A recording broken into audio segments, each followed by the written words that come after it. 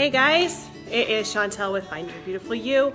I'm doing things different this time. I am actually walking away from my computer, which is a little bit different, but sometimes you gotta be a little bit more casual. And so today, I'm talking about summers and summer schedules. I don't know if it's the same for you guys, but my kids are out of school and things can kind of get hectic.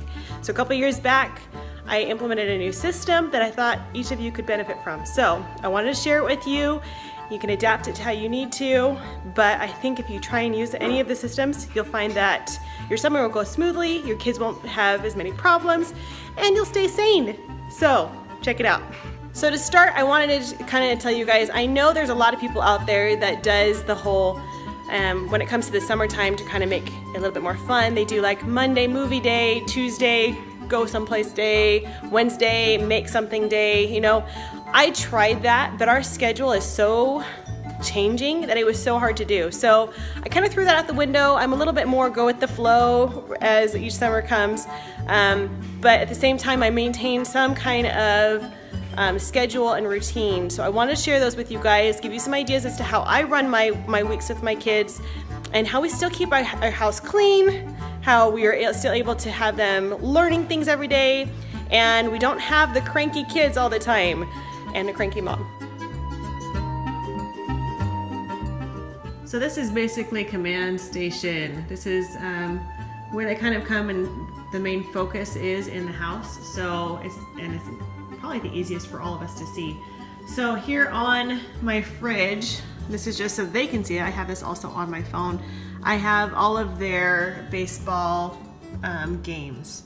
As you can tell, we are going to be busy. And this is including all of their cousins as well. So that's there so they can know when their schedules are. But here is our summer rules. And I lay it all out. And we actually go through it before summer happens. So there's no questions about not hearing about it. But basically, we start here every day before they can do any kind of play or have friends over or go anywhere. This top section has to be completed. And I know some of you are probably saying that's, you know, a little harsh, but to me, kids flourish in routine. And this routine is crucial for us to stay sane around here. And if they don't get it completed without me asking about it, then they do not get their allowance. They do have to complete all of these things no matter what, but it's based off of their attitude and if I have to constantly ask them to get these things done, especially their zone and their room. So that is our focus for this section. Down here is our rules. I lay it all out again, and I know most of this seems like it's very focused around money, but money is where it hurts for my kids right now. So the penalty right now is either, you know, they get 25 cents taken away or they have to go to their room, but I lay it all out. And as you can see, I have a section about their being bored, because I'm sure every mom understands that the biggest complaint during the summer is that they are bored. So I have a, rule around being bored. And this is the board jar. Well, I guess you could say it's a board cup. It's just a simple cup. I went through and I wrote on a whole bunch of popsicle sticks. I've done this now 2 years in a row and it's been the best thing ever. So basically, if I hear a kid say they're bored, I will give them a warning usually. But if I hear it again, they have to come pick out of the jar. And sometimes there's things like clean out, the cart, something that, is a penalty basically. Or it could also just give them an idea, like that one's vacuumed downstairs. Play a board game, that's one of them. So it's, it's a kind of a luck of the draw. They either can get a chore of some kind, or they can also just give them an idea of what they could possibly be doing.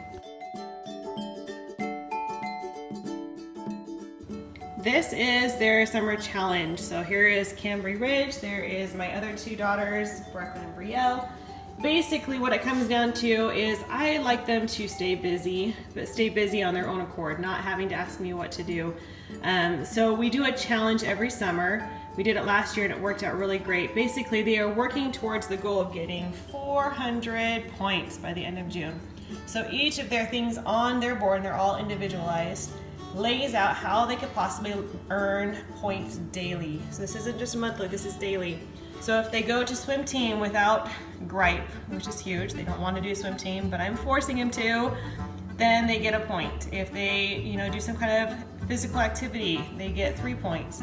And it goes all the way down. And so if they earn that 400 points, then we usually plan something. Last year, it was going to our local water park, which is Sunsplash. And so we did that as a family treat for everybody getting to their goal.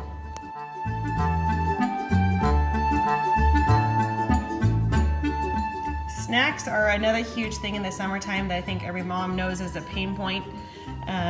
Kids are hungry. They are just hungry all the time. So I don't do scheduled snacks throughout the day. I don't give them all day long. So they get it once a day, and they have a certain place that they get to choose from. Usually it's fruit, or it's something that is not packaged. I like to use packaged things for games or for picnics or whatnot. So I try and use unpackaged, like goldfish or crackers or those kind of things for their snacks, but they only get one, and it's after lunch. That way I don't have this constant snacking and them just not wanting to eat when it comes time for lunchtime. This also goes into effect for any friends that come over, and that is usually the hardest thing because my kids are pretty used to the system, but it's trying to get their friends to understand this system.